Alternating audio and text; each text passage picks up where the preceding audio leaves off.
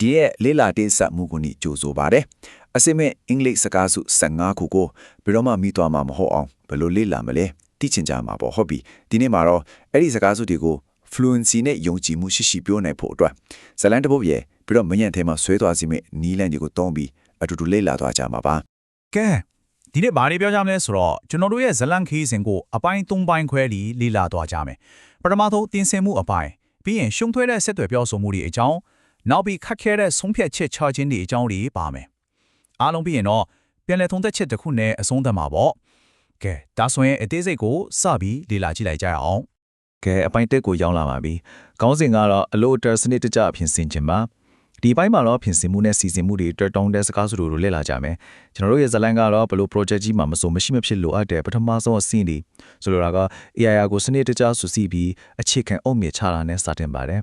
ကဲပထမအဆုံးအနေနဲ့အရာအလုံးကိုစနစ်တကျပြင်ဆင်ရမယ် get your ducks in a row နောက်တစ်ခါ get your ducks in a row ဟုတ်ပြီနောက်ဆုံးတစ်ခါ get your ducks in a row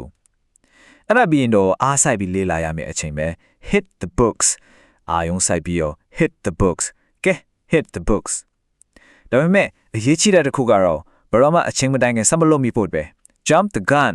ဟုတ်တယ်စောပြီးမစလိုက်နဲ့ jump the gun ဒါလေးမှထားပါ jump the gun အခုဒီ slide ကတကယ်စိတ်ဝင်စားဖို့ကောင်းတယ်ဘာလို့လဲဆိုတော့သူကစကားစုရဲ့အတိတ်တွေကိုမှတ်ညံထဲမှာဆွဲသွားအောင်လုပ်ပေးလို့ပဲကဲ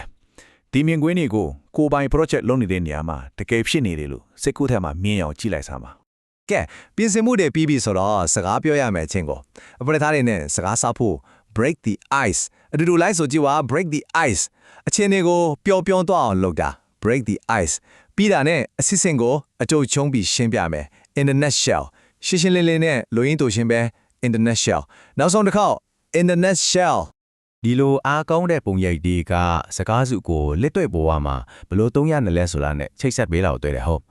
ကဲနောက်တစ်ဆင့်ကိုဆက်သွားကြည့်ကျွန်တော်တို့ဇလန်ရဲ့နောက်တစ်ပိုင်းကိုဘလို့ဆက်သွားလဲဆိုတာကြည့်လိုက်ကြရအောင်ကဲအပိုင်း1ကိုရောက်ပါပြီစာကြောင်းများကြားမှာဆိုလိုရင်းကိုနားလည်ခြင်းဒီအပိုင်းကတော့တိမ်မွေ့တဲ့အဓိပ္ပာယ်တွေနဲ့နားလည်မှုအကြောင်းပြောမယ်စကားစုတွေပေါ့ project ကတော့စနေပြီဒါပေမဲ့အခုတော့တိမ်မွေ့တဲ့စိန်ခေါ်မှုတွေပေါ်လာပြီဥပမာခွတ်ထားတဲ့အဓိပ္ပာယ်တွေလျှို့အချက်တွေနဲ့တကက်သဘောတူညီချက်ကိုရှာခွေရတာမျိုးတွေပေါ့အားမင်းချင်းနဲ့ဆိုရင်စကားလုံးတွေရဲ့နောက်ွယ်ကဆိုလိုရင်းကိုနားလည်ဖို့ကြိုးစားရမယ် read between the lines ဟုတ်တယ် read between the lines လုပ်နေရမယ်ပြီးတော့ show ဟတ်ချက်တွေမှာပေါက်ကြအောင်အရန်တတိထားရမယ်နော် let the cat out of the bag မဖြစ်သွားအောင်ပါမတော်တဆ show ဟတ်ချက်တွေပေါက်ကြသွားတာမျိုး let the cat out of the bag ဖြစ်သွားစေနဲ့ပြီးတော့တစ်ခါလီမှာတော့ကြားရတဲ့စကားကိုအခုံမယုံပဲတန်တရားလေးနဲ့ရှုမြင်တာကပိုကောင်းတယ်take it with a grain of salt ဟုတ်ပါတယ် take it with a grain of salt လောက်ကြည့်ပါဒါတော်ကောင်းတယ်ဗျာဆက်သွယ်ပြောဆိုခြင်းရဲ့မမြင်နိုင်တဲ့သဘောတဘာဝကိုကွက်ကွင်းတရုပ်ဖော်ပြနေရပဲဒီလိုစစ်ထဲမှာပုံဖော်လိုက်တဲ့ပုံရိပ်တွေကသဘောတရားတွေကိုပေါ်ပြီးလက်တွေ့ကြစေတယ်ပြီးတော့မတ်မီဖို့လည်းအရန်လွယ်ပါစေတယ်များသောအားဖြင့်ရီမန်းချက်ကမလိုအပ်တဲ့အာယုံဆိုင်မှုတွေ bureaucracy တွေကိုရှောင်ပြီးအလုပ်လုပ်ဖို့ပဲ anadi radar တိတ်စစ်နေပေါ့ anadi radar နောက်တစ်ခါ anadi radar အလုပ်ပြီးအောင်လုပ်ရမယ်နောက်ဆုံးမှတော့အောင်မြင်မှုဆိုတာသက်ဆိုင်သူအားလုံးနဲ့သဘောထားတူညီဖို့ပဲ CI to I အဲ့ဒါအဓိကပဲလုံးဝကို CI to I ဖြစ်နိုင်ဖို့လိုတယ်ဆိုတော့အဓိကအချက်ကဒါပဲဒီလိုစိတ်ကူးထဲမှာပုံဖော်ကြည့်တာတွေကရိုးရှင်းတဲ့စကားစုတစ်ခုကိုဇလန်ဒိုလေးတစ်ခုအဖြစ်ပြောင်းလဲပေးလိုက်တယ်အဲ့ဒီကကြတော့မှတ်မိဖို့အများကြီးပိုလွယ်သွားရောဒါကတကယ်ကိုထိရောက်တဲ့နည်းပဲကဲအခုဆိုရင်ကျွန်တော်တို့ရဲ့ project နဲ့အထွေထွေကိုရောက်လာပါပြီ